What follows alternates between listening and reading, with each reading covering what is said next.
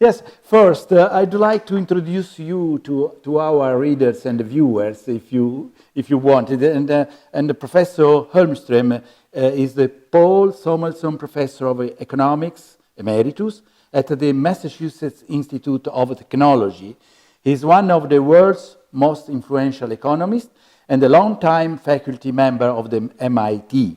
In 2016, the Economist received the Sveriges Riksbank Prize in Economic Sciences in memory of Alfred Nobel for his work on contract theory, an important contribution for helping us understand real-life contracts and institutions, as well as the potential pitfalls when designing new contracts, the Royal Swedish Academy of Sciences said. Since April, Professor Holmström is part-time professor at the European University Institute's School of Transnational Governance in Florence, which offers international students a multidisciplinary program focused on pressing international policy issues related to digitalization, economy, politics, security, and sustainability. Yes. We can start our conversation, Professor Holmström, with the first question. The first question is, the question is, do you think that Europe will recover after the pandemic like the United States? Well, you know, it was hit quite a bit, so it's obviously it's on its way to recover. It's supposed to grow, you know, 6-7% perhaps in the coming year or in the current year, and it's sort of a catch up back. US has put a much bigger stimulus in place, so I think that explains why the recovery will be much stronger or forecasted to be much stronger, and it has started earlier. But I'm somewhat worried about what the US is doing, as are many economists. Like Larry Summers has been very outspoken, even though he's a debt, which is that the overstimulation and the inflation is coming on the horizon, and the inflation may really cause a problem if the central bank has to raise, which I think they will have to raise the interest rate. If they don't manage that raising the rate, it could really you know, come to a quick halt, and also there could be financial problems to a lot of firms. So in some ways the European pace is slower, but also maybe the interest effects are also milder. Yes, you think that the coupling in the coming out of the recession between the United States and Europe depends on the quantities of vaccines they gave. Yes, I think vaccines have had an impact. I suspect that the seasonality is going to have some impact. That is, the summer is easier than the winter. That's been typical of the coronaviruses, and there's no reason to think that that's not going to be the same with this one. But it's very aggressive at times, so it's we cannot feel safe until sufficiently many or the world really has been vaccinated, and we are a long way from that. You know, we are sort of the whole planet is in it, and as long as it is, you know, somewhere, it's sort of potentially everywhere.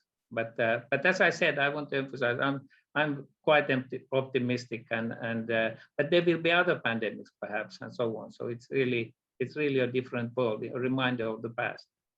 What are the opportunities in the big crisis of pandemic? Do you think, as the Economist wrote, that a reversal of the primacy of capital over labor beacons? Which is your forecast about the labor market in the next future? Technology is creating new jobs.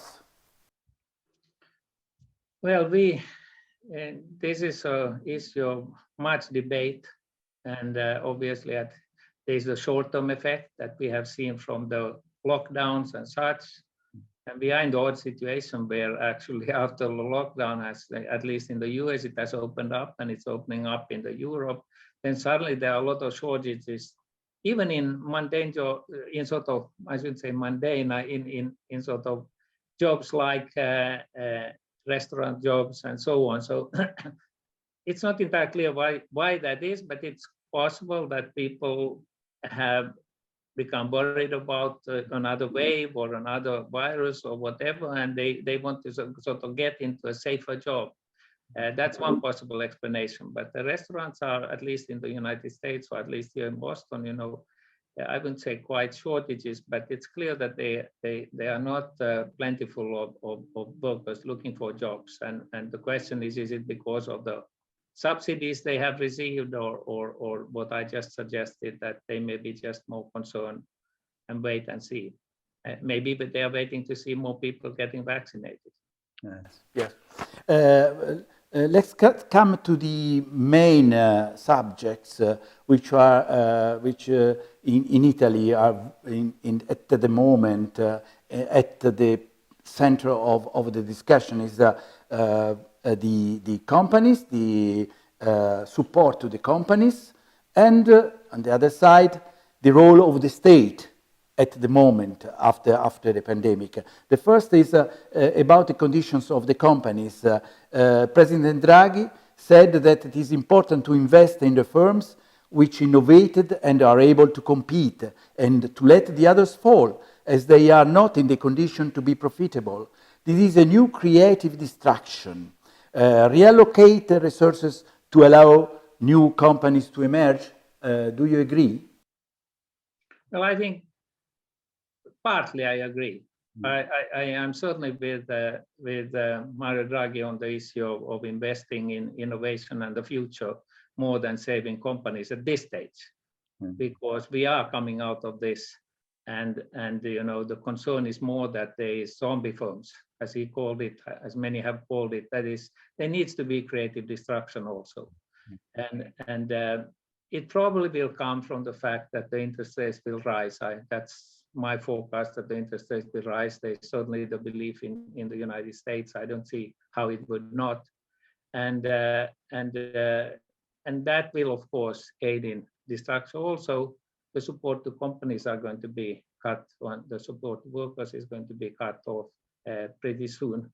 So this will set in motion, I think, the creative destruction that Mario Draghi is talking about. But I think I see as the primary problem in Europe and the EU area, innovation and getting the new thing going. And I worry somewhat that people think all it takes is, the government should come up with some maybe $1 trillion, invest, and they are now doing 750, but really big guns, as they are here in the United States, and somehow get the innovation going that way.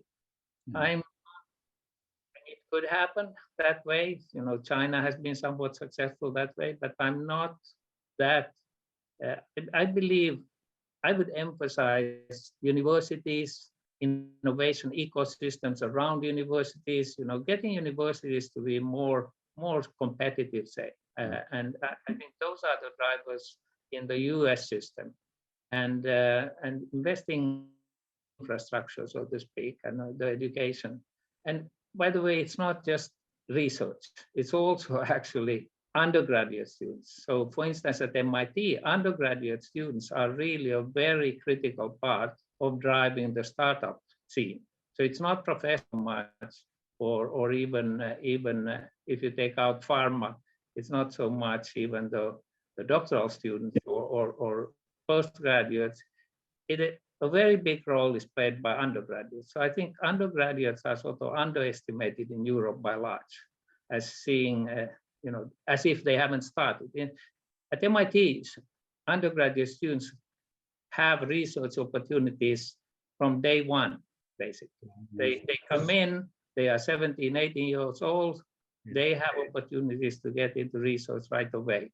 And they self-organize in various ways to actually drive the startup scene. So it's about 900 alumni a year are created. 900 new startups are created every year by alumni.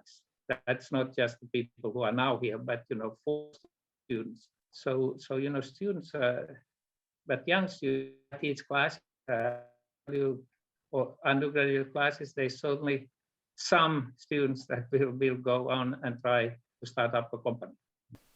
Yes, I understand. One of the problems of Italy to become competitive all over the world is the lack of infrastructures, and Draghi spoke about this problem. And the infrastructures includes a new role of the state, a new role of investments, of public investments.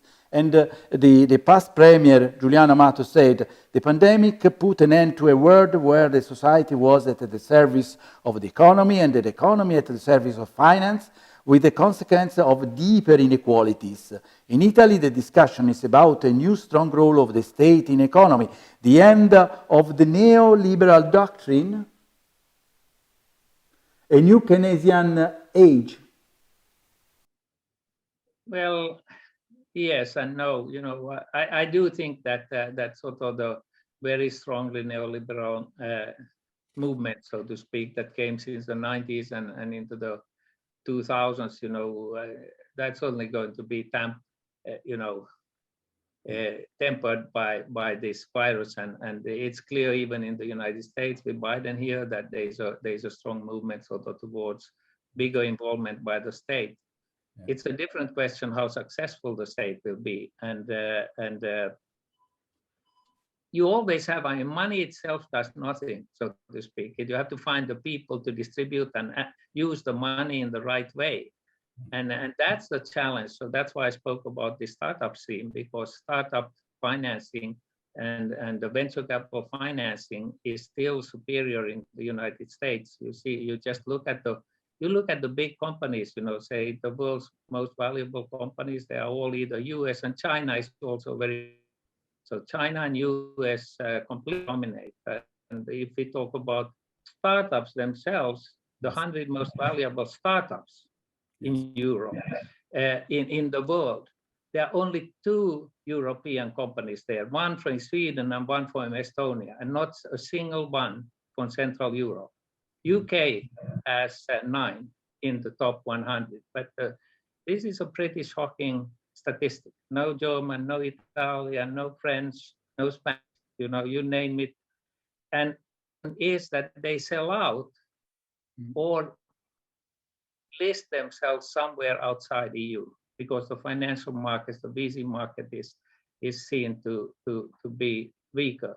And it's not because there isn't money, it's because of people, lack of people, maybe attitude, but also lack of sort of understanding of how it should be run. I'm putting it a little too strongly here, but I really want to emphasize this statistic. So it's we can build roads, we can build all sorts of things, but I think digitalization is where you really have to get going in Europe, and it's not platforms, platform firms. These are nowhere almost to be seen in Europe, and whereas they dominate the most valuable companies in the world, and they are dominant in China, very big in China. They are big in, you look Google, Amazon, Apple even is. Yeah, they are. Yes, they are what we call platform companies. They are sort of platforms for people to interact. So I think I'm not saying that Europe cannot catch up, but I think that is a very central focus they should have. Yeah. Yes, and writing to me, you said that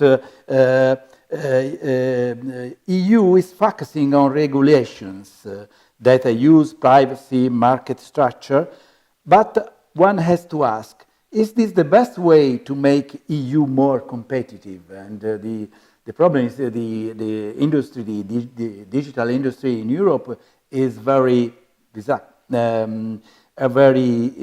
behind, very in delay.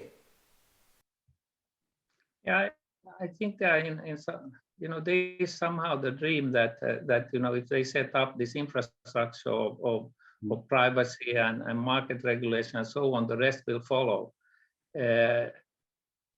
I'm somehow suspicious about that, because if you don't have it yourself, you don't, it's hard to regulate something that you don't have much of yourself. Why would China will certainly not listen to this regulation very much, and I don't think you either. I mean, they are big, they are the leaders. Why would let's call it a small player come and say, these are the rules you should obey. Of course, they can regulate European activities, which they have any way they want. EU can do that. But it's a form of protectionism almost. They are catching the big American companies, and history is not very kind to protectionism. This could be an exception, but so I don't want to take a strong stand on this, but I just would want to raise the finger that if that's all they do, they really need to build a structure so that they can come up with platform companies. And they have, by the way. I should say that what's called the payment system, which is at the center of this data-centric movement right now, they have a payment system directive, PSD2, that shows promise in terms of how it is used and how sort of we can get a more uniform payment system, a fairer payment system, or competitive payment system in Europe. And so one of the Swedish company that is in this top 100 is Klarna. Klarna is actually basically a payment system aggregator, and it's a way of getting this platform businesses going and to get the banking system sort of up to date, that is becoming more data centric. Data is driving wealth, because in data you learn about people, you learn about their tastes, you learn about their creditworthiness, so you learn enormous amounts using artificial intelligence and such, and so at least it looks like that's the future. Something needs to be regulated, by the way, but the question is, do we need to immediately regulate before we even see really how it's working? You mentioned protectionism, but the President Biden proposed the minimum tax, proposed a new taxation of multinational enterprises, and it seems like an important wave in the countries in Europe and in the United States in order to put taxation, a new taxation on big techs. What's your opinion about the proposal of Biden? I haven't, this is very new, so I haven't really familiarized myself. But in principle, I think that may be a good idea or something, because there is clearly, sort of tax competition. There is obviously the big U.S. companies are not paying much tax because they sort of go somewhere else. Of course, some form of tax competition is also important. We cannot just have a shared regulation necessarily. So there needs, taxes are just one part of a sort of competitive, lively, strong economy. So I don't. But if it's relatively low and whatever they can put in there to be creative, I think that's a reasonable thing. The question of course is, how are you going to really enforce this? And if it can't be enforced, then it's just not going to, it's just going to distort everything. So enforcement has to be a very big part of this. You know that Europe is particularly sensitive on the problem of the relationship between business and democracy. Democracies and economics are interrelated. What's your opinion about the total program Next Generation EU? Which is your comment about the programs of the EU? I'm not sure if you said that you wanted to. The first part was about democracy, and I thought you were going in the direction of asking what is its future, which I think most of us are worried about. I mean, it's all parts of the world We see, including EU, we see democracy, being challenged, and so if that's the question, my answer is I'm concerned about it, and I of course one has to. I would try to be more forceful about that both in Europe and elsewhere. But United States is in a situation I never ever thought I would see. And I've lived here for 40 years, and this is really a shocking situation. But I believe it will stand up to the challenges, and I think Europe also should be able to do that. And my last question is about a very actual situation, actual problem is the question of the vaccines compulsory licenses, patents. Which is your opinion on the suspension of patents? Let me say two things about that, because also was a two-part question. The first is that I don't think the suspension of patents was such a good idea. I would rather have seen just the Western world pay or give, vaccines to the less developed countries. I think that would have been more effective, and it would not have set the precedent with regard to revoke a patent. I think that's a bad precedent, though one has to say it's a very unusual circumstances, so that these weigh against each other. The thing that I want to bring last up is this astonishing emphasis on individual rather than community, which shows up with the mask debates. It shows up with we don't want to force anybody to be vaccinated. Everywhere you see Europe even, and especially Northern Europe, my own country, Finland, how is it that we have gone into a situation where the individual decides on a variety of data issues or vaccine issues or whatever it be, which clearly has a community dimension to it. I mean, vaccines, it's not about you, it's about what happens to all the other people. Yes. And genetics is similar, and so on. Why would we give unconditionally, so to speak, and take as our starting point that it has to be the individual that makes these decisions? That I found very puzzling, because I'm 72 and I've been vaccinated there were no questions asked. Tuberculosis was fought without people were, put into sanatoriums. I don't know if that's the English word, but nobody asked us questions about should we have X. We had every year X-rays, we had every year vaccine, we had this and that. I'm not saying that was the ideal either, but the point is we've gone from sort of a war against illnesses, and these are wars. These are not, individual sort of, do I like it, don't I like it? I think this pandemic is a war. And, when you get a war, you don't ask, what's the best for the individual. You ask, how do we save the country? And I think here we are talking about saving the world against the pandemic. So I don't have an answer how we ended up in this sort of, I would call it a neoliberal mindset in Europe. Not financially, but in terms of what's the role of the individual versus the state, and of course it's getting complicated also with the democracy and so on. But something is happening, and I'm sure it has to do with social media, and the sort of the information base that has come in. Important, yeah.